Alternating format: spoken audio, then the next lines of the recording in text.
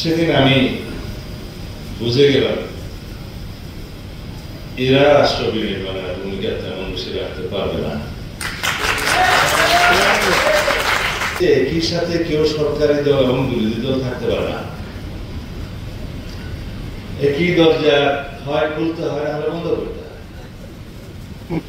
এখন পর্যন্ত সেই টেকনিক কেউ আবিষ্কার করতে পারে না।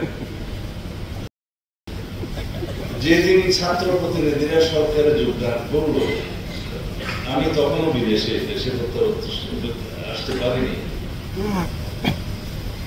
আজকে আপনাদের সাথে শেয়ার করি, সেদিন আমি বুঝে গেলাম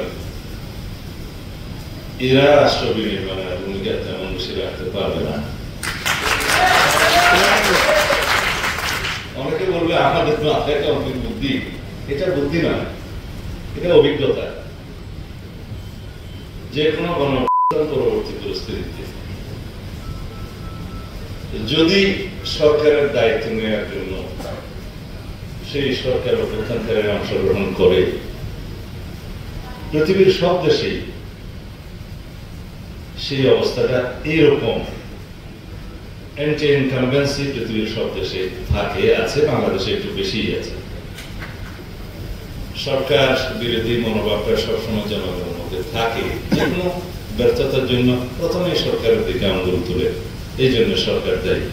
দায়ী কি দায়ী না সেটা পরে বিবেচ্য, কিন্তু সবাই বলবে সরকার দায়ী, যেহেতু দায়িত্বে সরকার। এই সরকারের দায়িত্বে আসাটা আমার মনে হয় সেটা তাদের সঠিক বিবেচনার সিদ্ধান্ত হয়নি। তাহলে আজকে প্রেসার গ্রুপ হিসাবে জাতিকে নির্দেশক হিসেবে একটা ভূমিকা তাদের থাকতে পারত, যেটা প্রশ্নবিদ্ধ হয়েছে। এখনো তারা ছাত্র প্রতিনিধি হিসেবে যারা সরকারে বসে আছে, প্রতিদিনই তাদেরকে লাইবিলিটি কাঁধে নিতে হচ্ছে। তবে যাই হোক, ওদেরকে আমি সরে আসার জন্য আহ্বান নিজেরা জানালে তো হবে না, তাগিদটা নিজেদেরকে নিতে হবে।